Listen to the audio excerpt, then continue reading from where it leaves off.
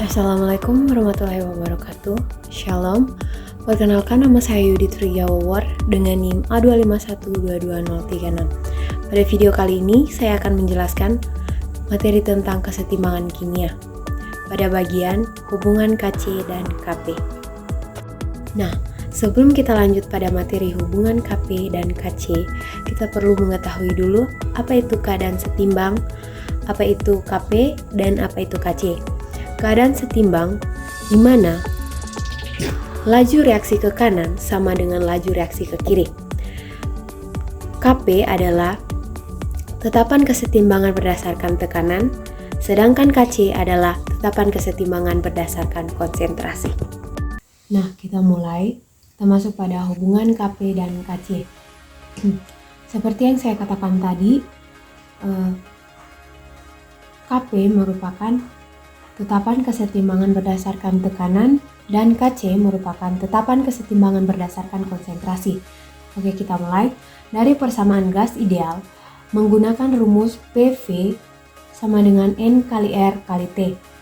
Nah, dari persamaan di atas dapat kita simpulkan bahwa untuk mencari tekanan digunakan rumus N per V kali R kali T.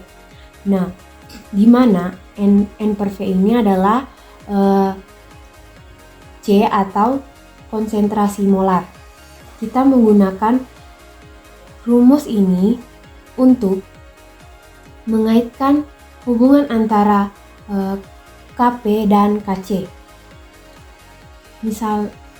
Saya misalkan di sini reaksi, saya memiliki reaksi A tambah B membentuk kesetimbangan C tambah D.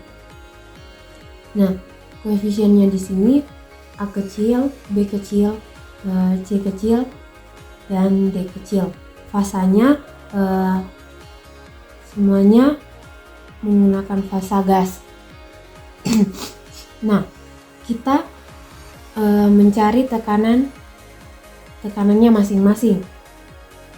Nah, untuk tekanan pada A, seperti yang kita lihat tadi, PV ini merupakan konsentrasi molar, N per V ini merupakan konsentrasi molar atau C. Nah, tekanan pada A sama dengan konsentrasi molar A kali R kali T. Pada B, tekanan pada B sama dengan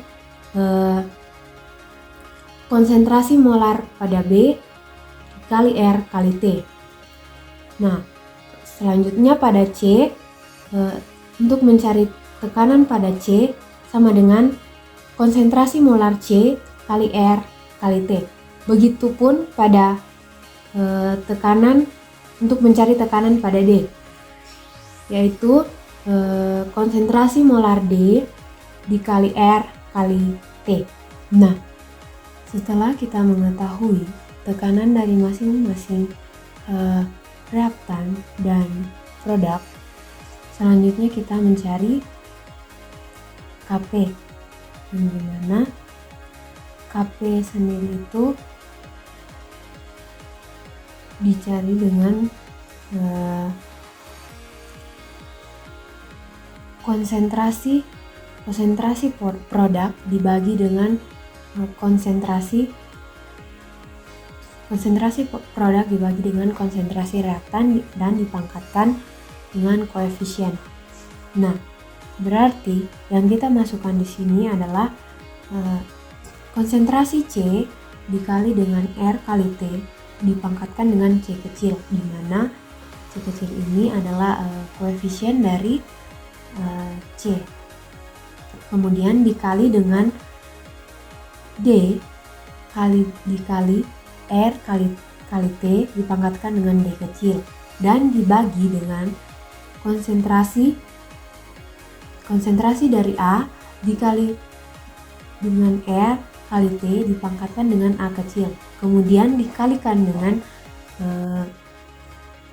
konsentrasi dari B dikali dengan R dikali T kemudian dipangkatkan dengan B kecil. Nah, secara matematis dapat dituliskan sebagai berikut ini. C dipangkatkan dengan C kecil dikali dengan D besar, kemudian dipangkatkan dengan D kecil, kemudian dikali dengan R kali T. Nah, pangkatnya tadi ditambah karena di sini secara matematis C dan D itu dikali, maka pangkatnya itu ditambahkan. Kemudian dibagi dengan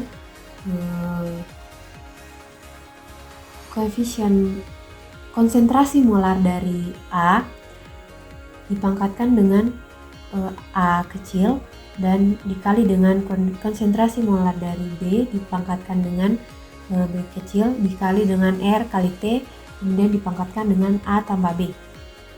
Nah, masih ingatkah teman-teman bahwa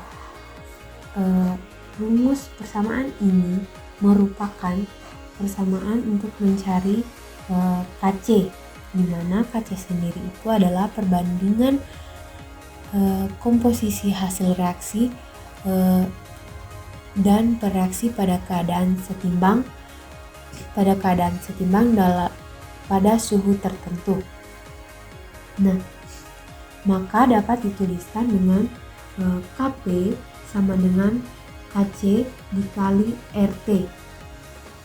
Nah, karena secara matematis C dan D dapat dituliskan C dan D dikurang A tambah B. Nah, namun dapat dituliskan dengan delta N karena dimana delta N adalah selisih jumlah koefisien dari produk dengan reaktannya dalam wujud gas. Nah, maka inilah hubungan antara Kp dan Kc. Di sini saya memiliki sebuah contoh soal, yaitu dalam bejana bervolume 2 liter terdapat keadaan setimbang, yaitu 0,2 mol N2O4 dan 0,4 mol NO2 pada suhu 300 Kelvin. Nah, pertanyaannya di sini berapa harga tetapan kesetimbangan atau Kp untuk reaksi berikut, yaitu N2O4 dalam bentuk gas membentuk kesetimbangan direaksikan dan membentuk kesetimbangan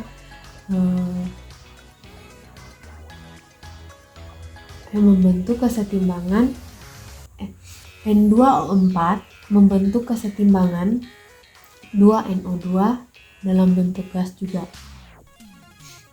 Nah, selanjutnya kita akan menjawabnya.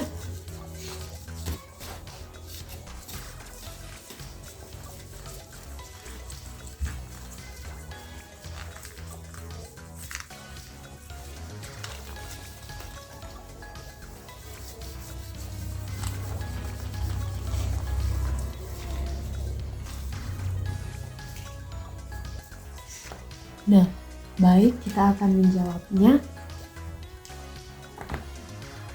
Langkah yang pertama kita lakukan yaitu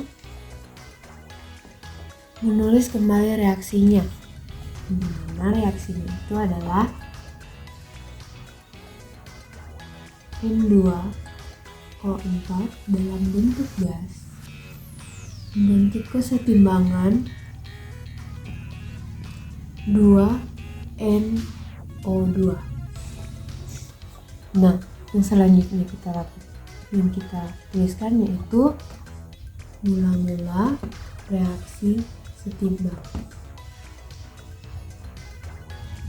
Nah, dikatakan dalam soal tadi sudah dalam keadaan setimbang. Nah, berarti posisinya sudah di sini. Nah, apa itu yang dalam keadaan setimbang? Yaitu 0,2 mol dan 0,4 mol. 0,4 mol. Nah, kemudian selanjutnya kita mencari M. Nah, untuk diketahui tadi volumenya yaitu 2 liter. Nah, maka untuk mencari molaritasnya dilakukan molaritas 0,2 mol per 2 liter. Hasilnya 0,1 mol per liter. Begitupun pada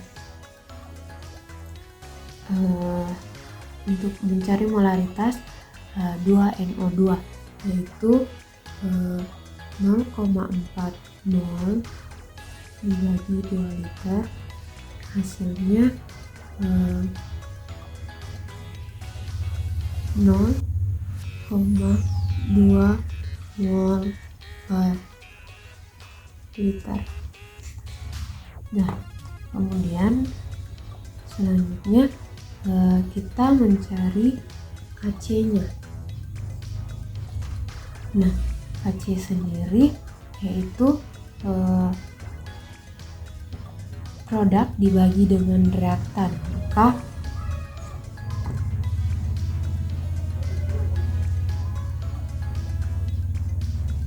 konsentrasi mol dari konsentrasi mol dari 2NO2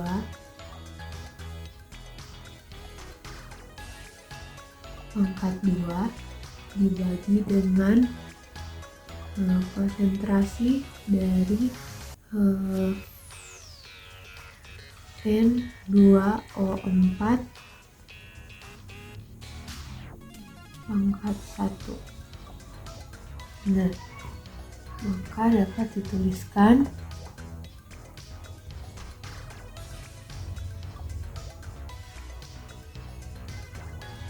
sebagai berikut: 0,2 pangkat 2 per 0,1 pangkat 1. Nah, hasilnya yaitu 0,4. Nah, yang dicari di sini adalah Kp-nya. Nah, kita ingat lagi bahwa ada hubungan antara Kp dan Kc, yaitu Kp sama dengan Kc kali RT pangkat delta N. Pangkat delta N. Nah, maka dapat dituliskan Kc-nya yaitu 0,4, R-nya yaitu 0,08. Nah, kemudian T-nya karena dia sudah dalam bentuk Kelvin, maka dapat dituliskan sebagai dapat dikalikan dengan 300. Kemudian dipangkatkan dengan delta N, di mana delta N ini adalah koefisien produk dikurang dengan koefisien reaktan. Nah, di sini koefisien produknya adalah 2 dan di sini koefisien reaktannya yaitu 1. Nah, maka 2 kurang 1 yaitu 1.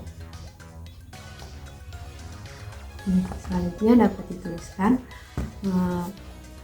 0,4. Nah, 0,08 dikali dengan 300 yaitu 24. Dapat dikalikan dengan 24. Nah, hasilnya di sini yaitu 9,6.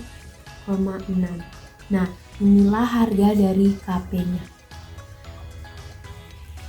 Nah, itulah tadi penjelasan mengenai dan contoh soal mengenai hubungan KP dan KC.